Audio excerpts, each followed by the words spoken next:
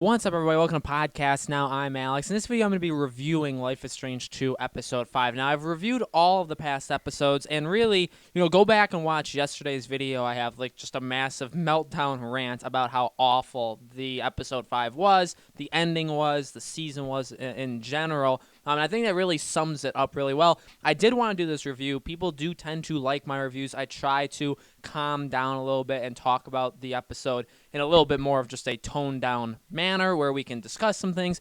If you guys don't agree with what I say, that's totally cool. We've said that before. I totally understand differences of opinions, but I tend to kind of rattle off the flaws and what I don't like about the episodes rather well in the review. So I'm going to be doing that. I'm going to be going through the episode. We're going to hit on a lot of the points we talked about yesterday. So again, if you haven't seen yesterday's video, that's actually good because we're going to recap some of it. But definitely go back and check that out if you want the full thing. So, skipping to the end, I hated this episode. I really despised it, but I'm going to talk about why. As an episode, it did so many things wrong. Let's just go in chronological order, okay? Let's go beginning to end and kind of talk about the flaws and the good things. There were a couple good moments, especially towards the beginning, that I do want to highlight. I really didn't like the beginning in general. The idea of you just kind of being in this junkyard, having that couple that I'm not going to say their preference just because YouTube doesn't like that word in general. That was fine. Again, I don't think they needed to throw something like that down your throat, but they decided to anyway. Totally cool, whatever, moving on. Just the idea of what we were doing there confused me. The fact that the whole goal was to get to the wall. The whole goal was after episode 4, we were making a break for it, and we were going to get to the wall. And for some reason, we stop in this little small, not even town. It was literally one couple, right? And they're living there. And then we also get to see David. Now, I thought that was easily, by 1,000 miles, not just the best moments of this episode, but the best moments of any part of any of these episodes in Season 2 were the David scenes. Talking to him, reflecting, going back, talking about Joyce. And my ending, I sacrificed Arcadia Bay. I've always chosen Chloe at the ending, and that's also what I made sure that this game knew in the beginning of it, that I chose the sacrifice Arcadia Bay ending. So he talked about Joyce. He talked about how she did pass away. He talked about Chloe without mentioning his name. He never once said Chloe's name, which I found really, really cool. Obviously, he got an actual phone call from her. We didn't hear any of their voices. We got to see pictures of them in his trailer.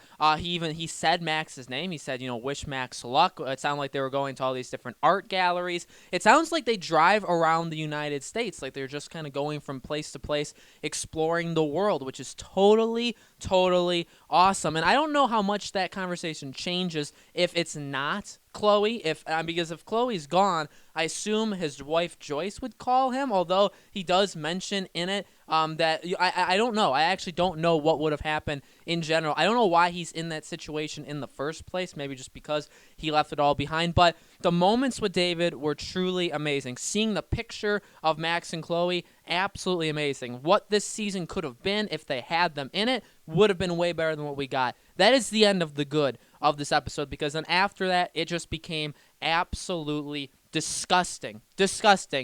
Quickly just kind of ram through it all.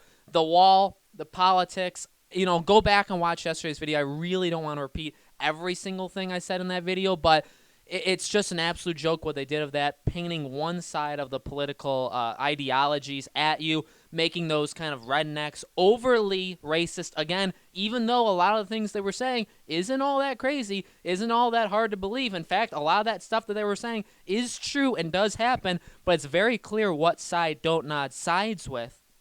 And they do it throughout the entire episode. They make you feel bad that there's a wall. They make you feel bad that you got caught. Here's what they do. They make your characters villains throughout the entire game, and you can choose to make your characters worse, but there are some things that are scripted that you can't control. Daniel destroying the police quarters or the border agency building, injuring people, but just in general, hurting a lot of people and destroying things, that is not a choice. That is just what happens. These characters are fundamentally bad kids, and they get away with things. They just get let go. In fact, it's a perfect example of what they even say in the episode. Not to yeah, you could disagree with the whole, well, illegals get free rides and everything gets paid for them, and you could also say they're not illegals, but it does actually work in that exact same way where they did so many terrible, awful, illegal things throughout this entire game, and they actually get off scot-free if you choose to go through the barricade at the very end. If you don't choose to surrender,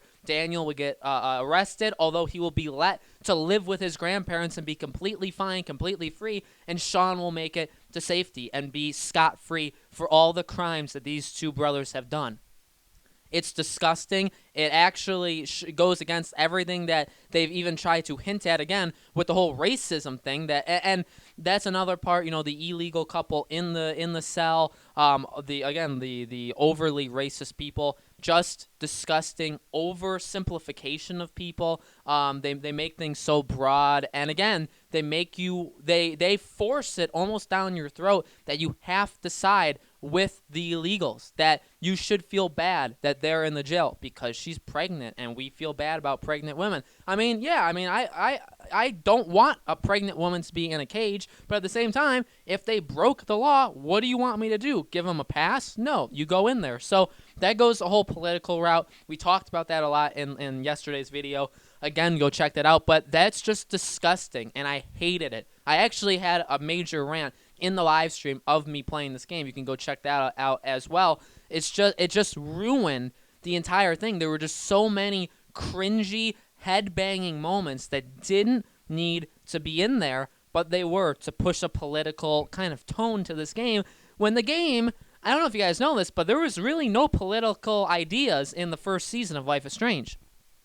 It was just a game. It was a game about a teenage girl, and although I'm not a teenage girl, I connected more to her than to these people. And like I even said a couple minutes ago, these two, Sean and Daniel, they're bad. They are bad people. And I don't even want Max associated with them. I know for a long, long time, I had said, I'd love it if Max came in at the end. Maybe she could be a mentor for them. Get lost. Max is a fundamentally good... I think she's a well-written character. I think she's a well-acted character. But, like, her actual character, she's a good person. She tries to do what is good. She cares about people. Sean literally only cares about himself. He sometimes cares about Daniel, but all he wants to do is actually break the law and escape. He just wants to run away. What a stupid character plot point. What a stupid thing to even want. And that's it. That's all he does. He doesn't care if he's killing people to get there. He doesn't care if he's hurting people to get there. He doesn't care if he's breaking 30 laws to get there. He just wants to get there. That's it. And you know what? You should side with him because you just should. That's it. Like, these are bad characters. It's a bad written story. One of the final things I'll say is the game even kind of fourth-walled itself, kind of like told you, the player, when you were driving to the border. You're maybe like a couple minutes from the border at this point, and basically, and if you guys have played this episode, you will know, but I want to highlight it. Daniel tells Sean basically like, what are we gonna do when we get there? And Sean is kind of like winging it. He's like, well, you'll go to school. And then Daniel's like, I don't speak Spanish. And then Sean's like, well, you'll learn, or they'll just like you. And what are you going to do, Sean? Oh, well, I'll just find a job. Oh, we don't really know how we're going to pay for things. Our dad has a house there, but how are we going to pay for things? How are we going to enroll you into a school when we're illegal, when we're just going over there? And we got nothing to prove even who we are. We don't have IDs. We don't have nothing. We're also criminals, but they're fine with criminals, so we're just going to... And that actually is a little bit racist to Mexicans in general,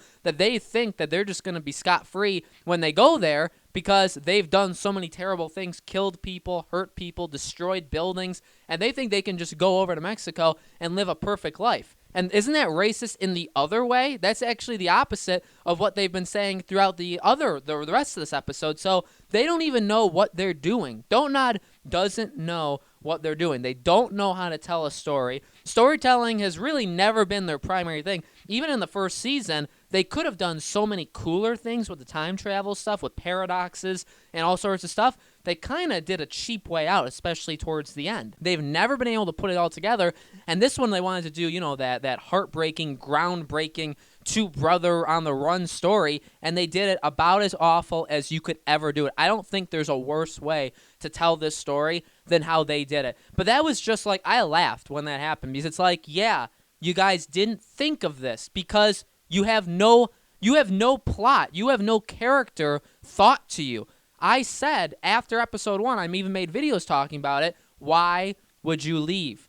Nothing is going to happen. You explain to them what happened, and if they don't believe you, have Daniel show them his powers, which everybody knows about his powers by the end of this episode. So what's the difference? He can't get charged for killing the cop no matter what because he's underage. So it doesn't matter if you stay or if you leave. In fact, if you stay, Sean will be safe too because you can explain that you didn't do it. Instead, you're going to break all these laws, you're going to hurt even more people, and you're going to either get away with it or actually you would go to jail. Sean would go to jail. So it depends, but it depends on your choices. But you know what I mean? It's pointless. And I'm going to be talking about that in another video. I believe that's going to be like tomorrow or the next day's video, but it's absolutely pointless, and they didn't think it through. It made no sense to leave. It made no sense to make their destination to be, let's just go to Mexico. How are we going to survive there with money? I don't know. Are you going to go to school? What are you going to do all day? I don't know. Hey, I don't speak Spanish, and your Spanish isn't all that great.